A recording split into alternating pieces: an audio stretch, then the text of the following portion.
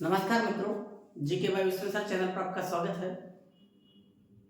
देखो मित्रों, अफवाह तंत्र चल रहा है। अपने अफवाह तंत्र में अपन अंत प्रवाह की नदियां पढ़ रहे हैं। अंत प्रवाह की नदियों में घग्गर नदी, काकरी नदी, साबी नदी और मेंथा नदी को हमने पढ़ लिया है। ठीक है, माफ कीजिए मित्रों, 2-3 दिन से क्लासें नहीं आ रही है। आपको बता दिया था मैंने आखिरी क्लास में कि कुछ थोड़ी प्रॉब्लम चल रही है, उसके चलते हो सकता है क्लास से 1-2 दिन डिस्टर्ब हो सके। लेकिन मैंने ये भी कहा था साथ में कि अपन कंप्लीट ज्योग्राफी पढ़ेंगे, मतलब पढ़ेंगे। हाँ, 1-2 दिन की डिस्टर्बेंस चल रही है तो ये जरूर है कि जैसे रेगुलर क्लास मान लो आज मिल गई, कल मिल गई, एक दिन नहीं मिली, दूसरे दिन जरूर मिल जाएगी आपको। तो ये सोचना, मैंने पहले भी कहा था, अभी भी कहा था कि दिमाग में नेगेटिविटी बिल्कुल भी मत लाना। क्लासेस जरूर मिलेगी, रेगुलर ही मिलेगी। वो एक आध दिन आपको पता है कुछ इमरजेंसी कुछ काम आ ही जाता है ऐसा, तो उसकी चिंता आप बिल्कुल मत करो। ठीक है, अपना काम है बस पढ़ना है, अपने को रेगुलर पढ़ते रहो। ठीक, अब देखो आखिरी में लास्ट क्लास में अपन ने साबी नदी और मेंथा नदी को पढ़ा था। साबी नदी और मेंथा नदी, अब इसमें से मेंथा नदी आपको पता है, मेंथा नदी जो अपना जल डालती है या लुप्त होती है वो कहाँ होती है? सामर झील में। और मैंने आपको बताया था कि सामर झील में कौन कौन सी नदियां गिरती है, यहां से क्वेश्चन आता है। ठीक है, अब एक नदी आपके ऐसे आती है जो सामर झील में अपना जल डालती है या वहां पर जाकर लुप्त होती है, वो कौन सी है? मेंथा नदी। मेंथा नदी मनोहरपुरा की पहाड़ियों से निकलती है, जयपुर ग्रामीण से। उसके बाद डीडवाना कुचामन में बहती है। डीडवाना कुचामन में ही मेंथा नदी के किनारे जैनियों का प्रमुख तीर्थ स्थल लोनवा स्थित है। और फिर वो अपना जल कहाँ डाल देती है? सामर झील में डाल देती है। यहां तक चर्चा हो गई थी। ठीक है, अब इसके आगे आप रूपा रेल नदी पढ़ेंगे। कौन सी पढ़ेंगे? रूपा रेल नदी।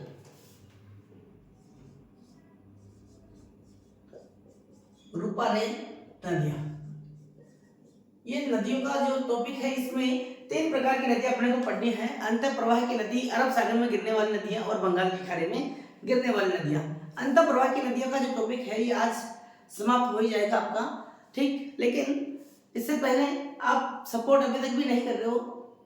बार बार कहता हूं आपको कि क्लास से आप देखते हो, यदि आपको समझ में आ रही है और पूरी ज्योग्राफी पढ़ना है, इस चैनल के साथ बने रहना है, तो इस चैनल को सब्सक्राइब करो, लाइक करो और कमेंट किया करो। एक प्यारा सा कमेंट किया करो। जैसे ही आप क्लास खोलते ही आपको ओपन करते ही आपको कम से कम सबसे पहले लाइक तो कर देना चाहिए, उसके बाद कमेंट कर दिया करो बाद में। ठीक है, और बेल आइकन जरूर प्रेस करो, क्योंकि जैसे ही नई क्लास अपलोड होती है उसका नोटिफिकेशन अपने को मिल जाता है। ठीक है, हाँ, तो रूपा रेल नदी देखो, रूपा रेल नदी में क्या क्या चीज अपने को देखना है। रूपा रेल नदी, रूपा रेल नदी, सबसे पहले कि रूपा रेल नदी कहां से उद्गमित होती है, कहां से निकलती है? रूपा रेल नदी का जो उद्गम स्थल है, वो उद्गम कहां से होता है? अलवर से होता है, उदयनाथ की पहाड़ी से। उदयनाथ की पहाड़ी, उदयनाथ की पहाड़ियां कहां पर है? अलवर में। रूपा रेल नदी का उद्गम कहां से होता है? उदयनाथ की पहाड़ियां अलवर से। और पहाड़ियों का जो टॉपिक है उसमें भी बेसिकली क्वेश्चन पूछा जाता है। उदयनाथ की पहाड़ी कहां पर है? अलवर में। हर्षनाथ की पहाड़ी कहां है? वो भी अलवर में है। हर्ष की पहाड़ी कहां है? सीकर में है। और हर्षद माता का मंदिर कहां है? वो आभनहरी दौसा में है। हर्ष की पहाड़ी सीकर में है और हर्षनाथ की पहाड़ी कहां है? अलवर में है। इस बात का ध्यान में रखना है। ठीक है, तो देखो उदयनाथ की पहाड़ी अलवर, यहां से रूपा रेल नदी उद्गमित होती है, निकलती है। ठीक है, इसको भी यदि आप समझना चाहें नक्शे के माध्यम से तो समझ लेते हैं।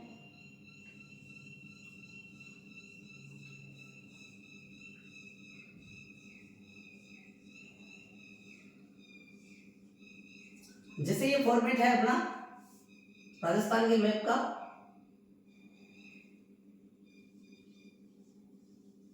ये लो साहब। अब देखो, आपको पता है यहां पर आपका डिस्ट्रिक्ट पड़ता है अलवर।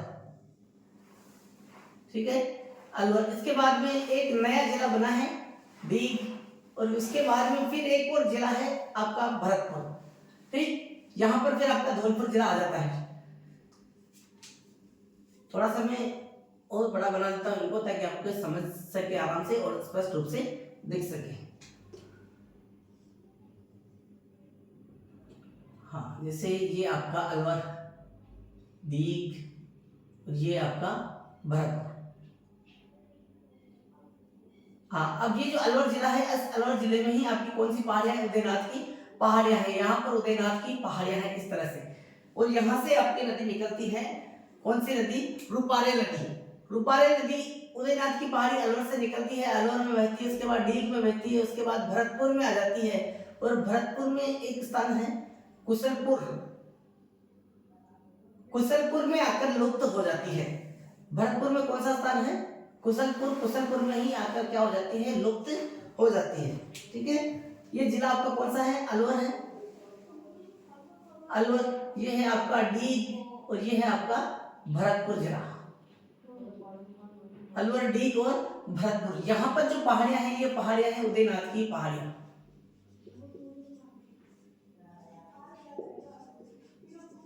उदयनाथ की पहाड़ियां, उदयनाथ की पहाड़ियां कहाँ पड़ती है? अलवर में पड़ती है।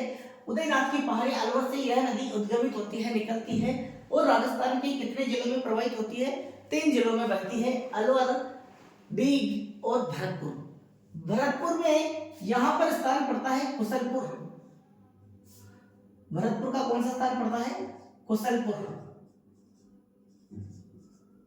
कुशलपुर नामक स्थान पर यह नदी क्या हो जाती है? लुप्त हो जाती है। ठीक है, अब देखो इस नदी से और क्या याद रखना है, यहां से यहां तक की नदी की जो लंबाई है वो है 104 किलोमीटर। लंबाई कितनी है?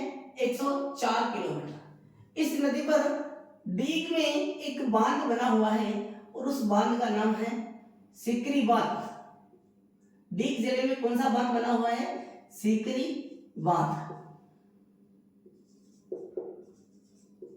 डीग, रूपारेल नदी पर डीग में सीकरी बांध बना हुआ है। अब देखो ये क्वेश्चन भी बहुत अच्छा है, सीकरी बांध।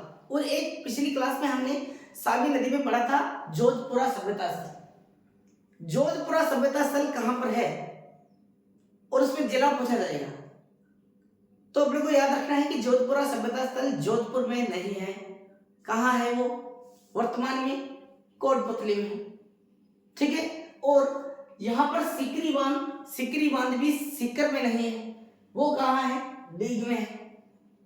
ठीक है, तो ऐसे सिमिलर नाम वाले क्वेश्चन को अपन को विशेष याद रखना है। रूपारेल नदी की कुल लंबाई है 104 किलोमीटर। लुप्त स्थान कुशलपुर, भरतपुर में। डीग में इस नदी पर सीकरी बांध बना हुआ है, और भरतपुर में जब ये नदी बहती है तो भरतपुर में इसी नदी के किनारे एक झील बनी हुई है, और इस झील को कहा जाता है मोती झील।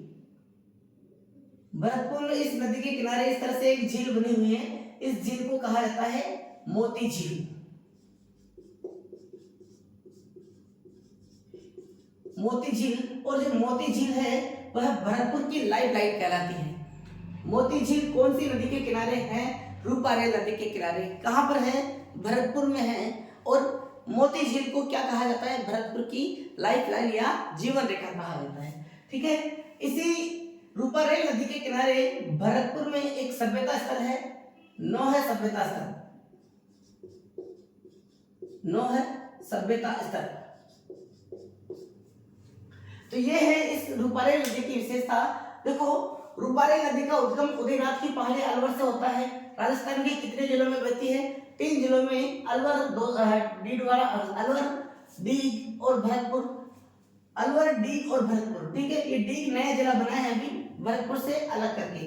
अब 3 जिलों में बहती है। डीग में सीकरी बांध बना हुआ है रूपारेल नदी पर, और भरतपुर में इसी नदी के किनारे मोती झील बनी हुई है, और इसी नदी के किनारे पर नौह सभ्यता स्थल स्थित है। देखो उद्गम स्थल लिख दिया उदयनाथ की पहाड़ियां अलवर। अब आप बताओ लुप्त स्थान क्या है इस नदी का? बोलो, लुप्त स्थान क्या है? कुशलपुर नामक स्थान कौन से जिले में पड़ता है? भरतपुर में। कुशलपुर, भरतपुर। भरतपुर में कुशलपुर नामक स्थान पर क्या हो जाती है? नदी लुप्त हो जाती है। ठीक है, उसके बाद में प्रवाह क्षेत्र। प्रवाह क्षेत्र कितने जिलों में बहती है ये नदी? 3 जिलों में, सबसे पहले अलवर में,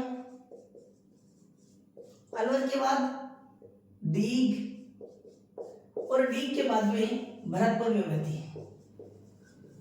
अलवर, दीघ और भरतपुर। प्रवाह क्षेत्र राजस्थान के 3 जिले। कुल लंबाई की बात कर लेते हैं। कुल लंबाई है 104 किलोमीटर। विशेषता की बात करें तो देखो इसकी विशेषता क्या है। विशेष सबसे पहला तो दीघ में सीकरी बांध बना हुआ है। इस नदी पर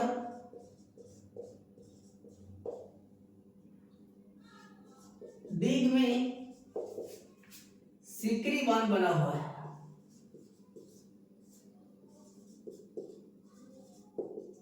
बांध बना हुआ है। पहली विशेषता हो गई रूपारेल नदी की, कि रूपारेल नदी पर दीघ में कौन सा बांध बना हुआ है, सीकरी बांध बना हुआ है। दूसरी विशेषता देखो भरतपुर में मोती झील बनी हुई है। और तीसरी विशेषता इसी के किनारे नौका सभ्यता स्थल स्थित है। ठीक है, इस नदी के किनारे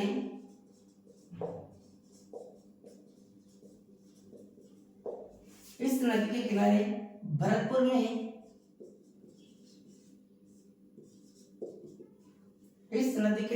भरतपुर में मोती झील बनी हुई है। और मोती झील को क्या कहा जाता है? मोती झील को भरतपुर की लाइफ लाइन कहा जाता है।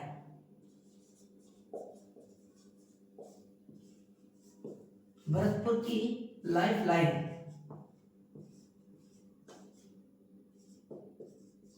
यानी कि जीवन रेखा कहा जाता है।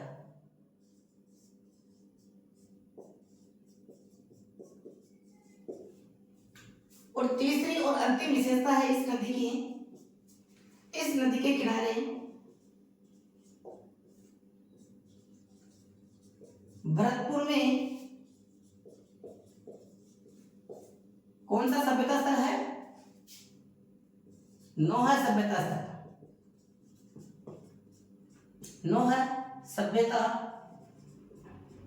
स्थल स्थित है।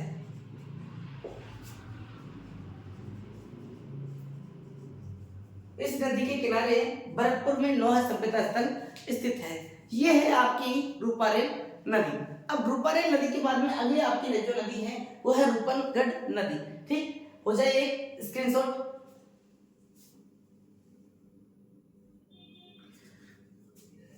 हाँ, अगली नदी पढ़ते हैं हम, रूपनगढ़ नदी।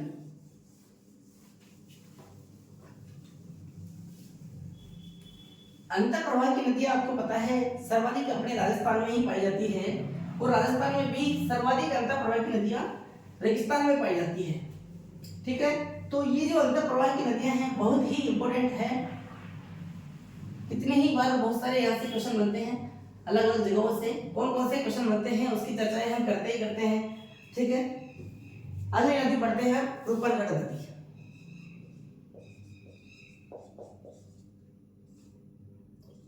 रूपनगढ़ नदी, देखो रूपनगढ़ नदी कहां से निकलती है? रूपनगढ़ नदी निकलती है किशनगढ़ अजमेर से। उसका उद्गम कहां से होता है? उद्गम होता है किशनगढ़ अजमेर।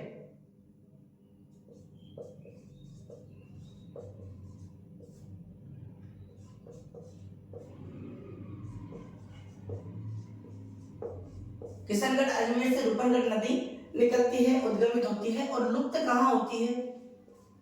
लुप्त स्थान की बात करें तो ये भी सांभर झील में जाकर क्या हो जाती है? लुप्त हो जाती है। लुप्त स्थान है सांभर झील। रूपनगढ़ नदी किशनगढ़ अजमेर से निकलती है, सांभर झील में जाकर क्या हो जाती है? लुप्त हो जाती है। ठीक, पहली विशेषता तो आपको यही ध्यान रखना है कि ये भी सांभर झील में गिरने वाली नदी है या वहां जाकर लुप्त होने वाली नदी है। इससे पहले कौन सी नदी पड़ी थी? मेंथा नदी ऐसी नदी थी जो सांभर झील में जाकर लुप्त होती। अब तक कितनी हो गई? 2 ऐसी नदियां हो गई जो सांभर झील में लुप्त हो रही है। ठीक है, रूपनगढ़ नदी की विशेषता क्या है? तो देखो रूपनगढ़ नदी की विशेषता है कि इस नदी के किनारे वल्लभ संप्रदाय की प्रमुख पीठ स्थित है। इसमें कुछ है नहीं विशेष नक्शे से बताने के लिए, इसलिए इसको डायरेक्ट लिख रहा हूँ, थोड़ा ध्यान रखना। रूपनगढ़ नदी किशनगढ़ अजमेर से निकलती है, साबर झील में जाकर लुप्त होती है और विशेषता में इस नदी के किनारे वल्लभ संप्रदाय की पीठ, ये सबसे इंपॉर्टेंट बात है यहाँ। वल्लभ संप्रदाय, कला और संस्कृति में हम संत और संप्रदाय का टॉपिक पढ़ते हैं, वहां पर बहुत सारे संप्रदाय आते हैं, दादूपंथी, दादू संप्रदाय, नाथ संप्रदाय, जसनाती वगैरह बहुत सारी चीजें पढ़ते हैं हम। तो उनमें से ही एक संप्रदाय है वल्लभ संप्रदाय। क्वेश्चन ऐसे पूछा जाता है कि वल्लभ संप्रदाय की प्रमुख पीठ कौन सी नदी के किनारे है? तो रूपनगढ़ नदी के किनारे है। कहां पर है? तो सलेमाबाद अजमेर में है। इसी रूपनगढ़ नदी के किनारे है ये वल्लभ संप्रदाय की प्रमुख पीठ सलेमाबाद अजमेर में। ठीक है, तो देखो इस नदी के किनारे वल्लभ संप्रदाय की प्रमुख पीठ का मतलब होता है इनकी प्रमुख स्थान, प्रमुख गद्दी। ठीक है, इस नदी के किनारे वल्लभ संप्रदाय की प्रमुख पीठ स्थित है। कहां स्थित है वो भी लिख देता हूं, प्रमुख पीठ सलेमाबाद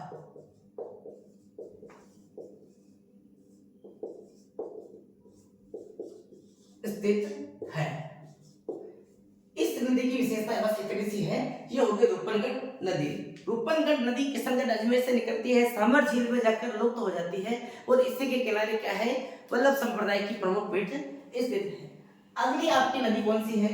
जब पहली बार आपने ये टॉपिक पढ़ा था और उसमें जो इंडेक्स लिखाई थी अपन ने, अंतःप्रवाह की नदी गग्गर, कांतली, काकनी, साबी, मैथा, रूपारेल, रूपनगढ़, खारी, खंडेला, बिल्कुल उसी इंडेक्स के अनुसार हम पढ़ रहे हैं, उसमें कोई चेंजेस नहीं है। आपको वो इंडेक्स जरूर याद करनी चाहिए थी, क्योंकि मैंने बताया था कि उसी इंडेक्स से बहुत सारे क्वेश्चन बनते हैं कि कौन सी अंतःप्रवाह की नदी है, इनमें से कौन सी अंतःप्रवाह की नदी नहीं है, कौन सी अरब सागर में जाकर गिरती है, अरब सागर में गिरने वाली नदी है, कौन सी बंगाल की खाड़ी में गिरने वाली नदी नहीं है। ऐसे बहुत सारे क्वेश्चन वहां से बनते हैं। तो अब तक आपने पीछे वाले वीडियो भी नहीं देखे हैं, पीछे वाली क्लासें नहीं देखी हैं, तो पीछे वाली क्लासें देखो।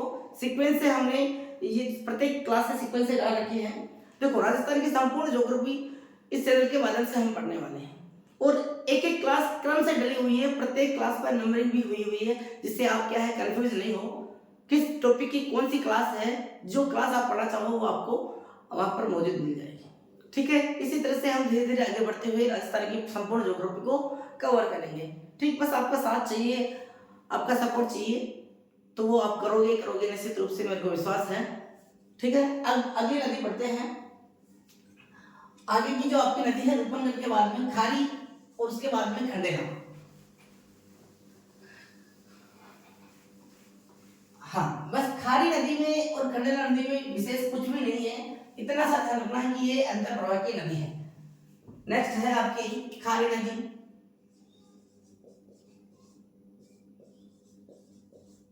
और उसके बाद में है खंडेला नदी।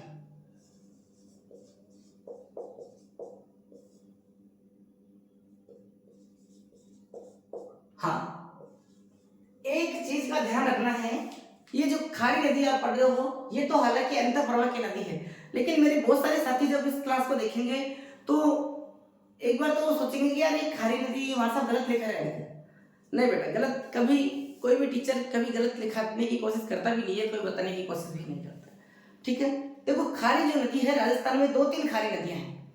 अंतःप्रवाह की नदी भी है खारी, अरब सागर में गिरने वाली भी नदी खारी है, लो नदी की सहायक नदी है।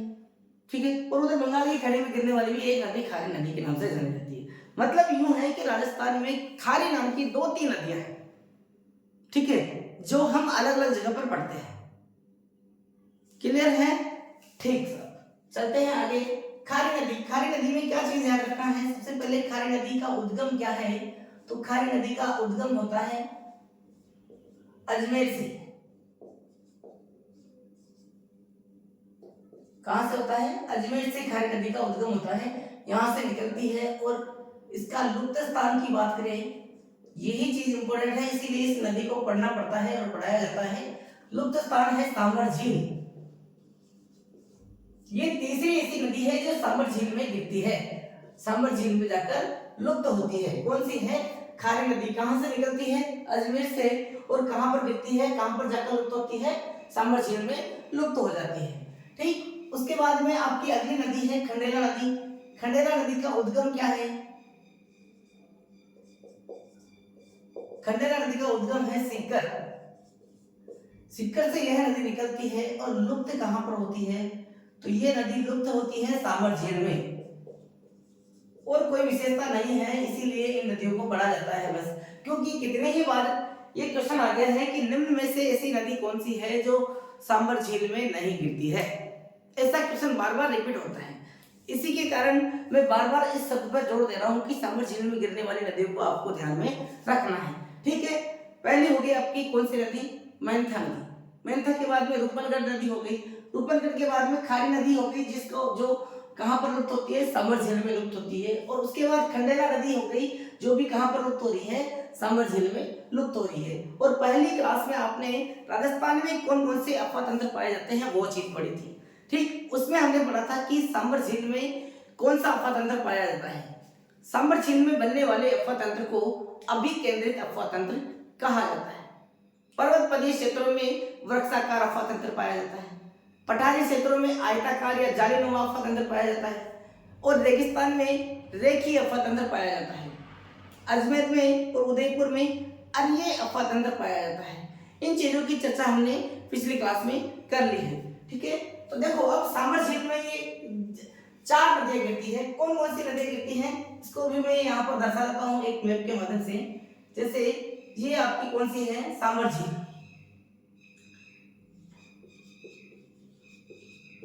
सांबर झील, सांबर झील में गिरने वाली सारी नदियों को इसी मैप के माध्यम से मैं यहाँ समझा देता हूँ। सांबर झील है, ठीक है। अब इस सांबर झील में क्या है? एक नदी तो इधर से आकर गिरती है,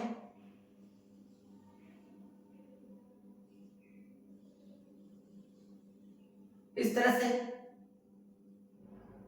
एक नदी इधर से आकर गिरती है,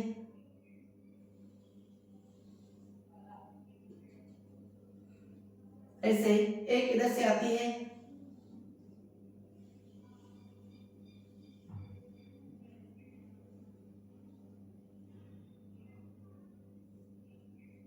और एक नदी इधर इधर से आती है।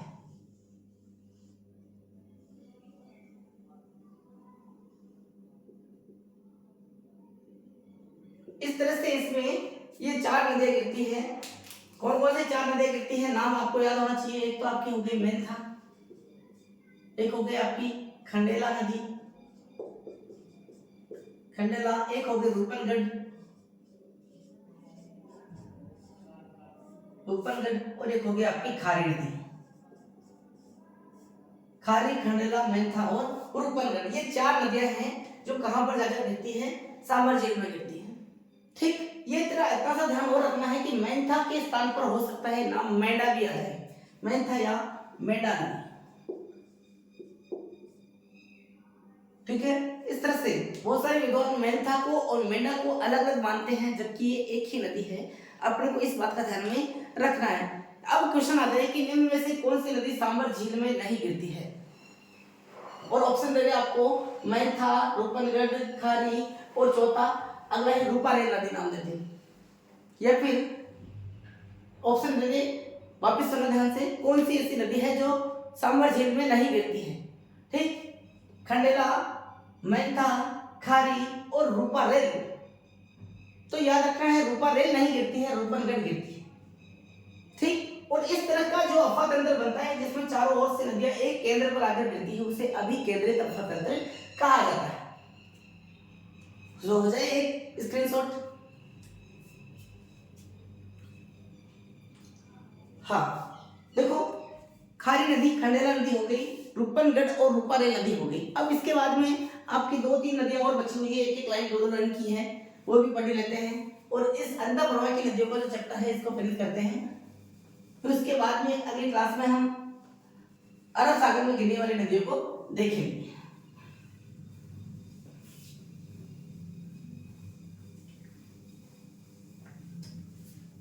नेक्स्ट आपकी कौन सी नदी है? रोहिणी नदी।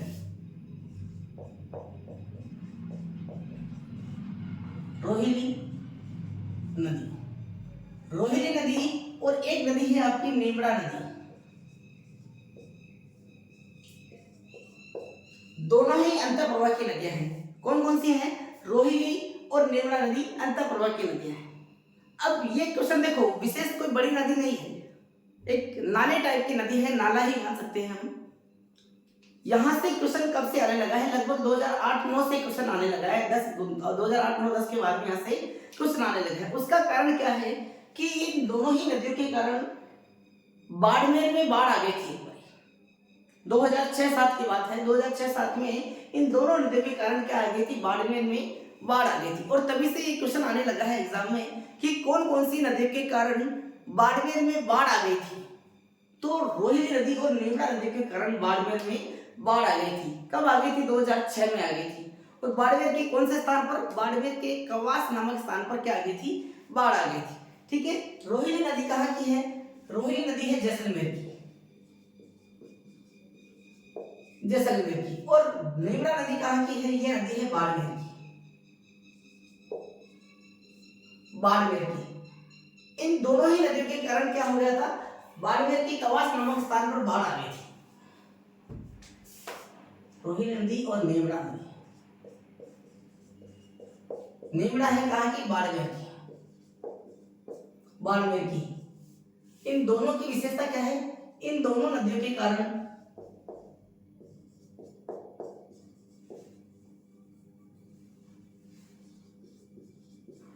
नदियों के कारण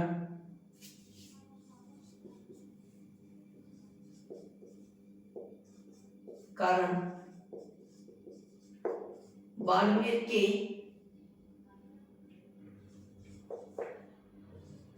कवास, बाड़मेर के कवास नामक स्थान पर 2006-7 में बाढ़ आ गई थी।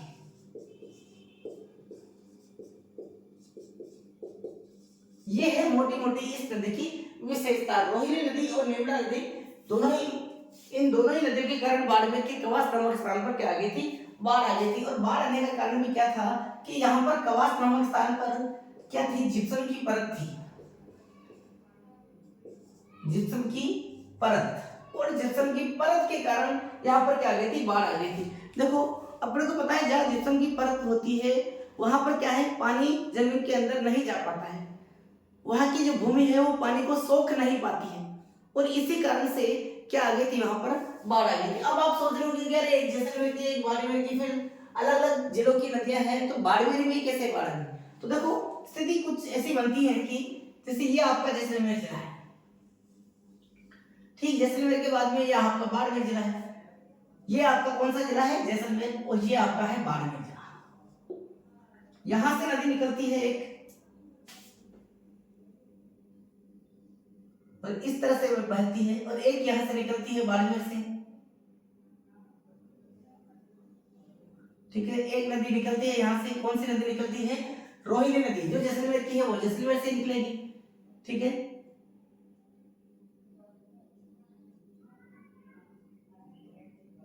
नेमड़ा नदी है वो यहां से बाड़मेर से निकलती है,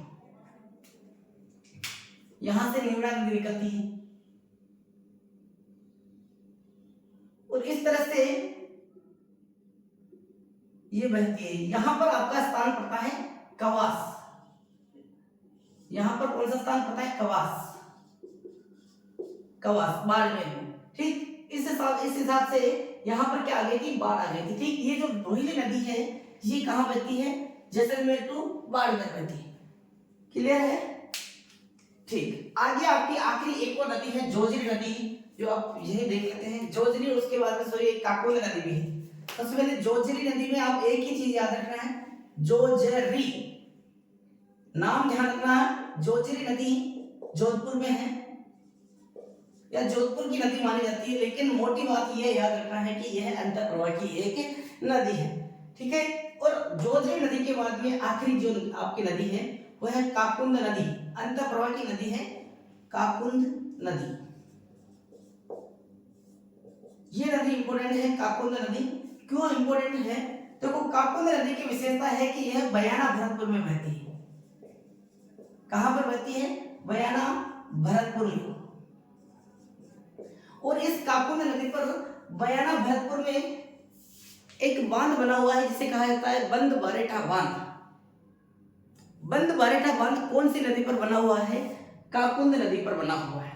और इस काकुंद नदी के द्वारा ही भरतपुर में एक जलप्रपात का निर्माण किया गया है, उसे कहा जाता है दिर जलप्रपात। तो ये दो विशेषता है काकुंद नदी की, इसीलिए इस काकुंद नदी को पढ़ा जाता है। और साथ में नाम याद रखना है कि काकुंद नदी अरब सागर में गिरती है कि बंगाल की खाड़ी में गिरती है या फिर अंतःप्रवाह की नदी है। तो काकुंद नदी कहाँ? अंतःप्रवाह की नदी है। ठीक है, बस ये चीज यहाँ से आपको ध्यान में रखनी है। बयाना भरतपुर में प्रवाहित होती है।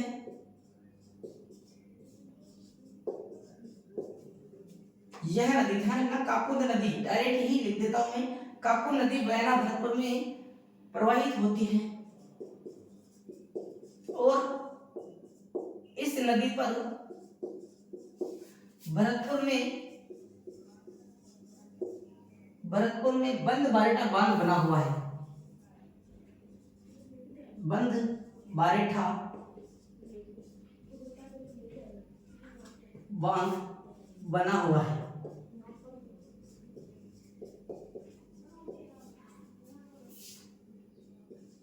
इस नदी पर या इस नदी द्वारा भरतपुर में कौन सा जलप्रपात? दिर जलप्रपात। दिर जलप्रपात बना हुआ है।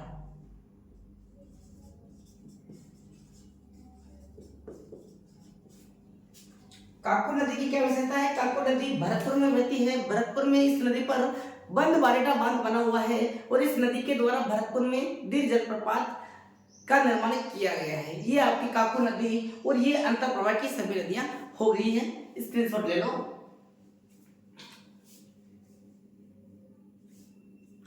हाँ ओके मित्रों, अब आगे की क्लास में अरब सागर में गिरने वाली नदियां हम पढ़ेंगे। ठीक, और अभी तक भी किसी ने इस चैनल को सब्सक्राइब नहीं किया हो तो सब्सक्राइब कर लो प्लीज, और इसी के साथ लाइक करो और एक प्यारा सा कमेंट किया करो। ठीक है, उससे हमें मनोबल मिलता है ताकि आगे आपको क्लासें मिलती रहे। बेल आइकन को भी प्रेस कर लेना, नोटिफिकेशन आपके पास मिल जाएगा, आपको प्राप्त हो जाएगा बेल आइकन प्रेस करने से। ठीक है, मिलते हैं अगली क्लास में, तब तक के लिए जय हिंद।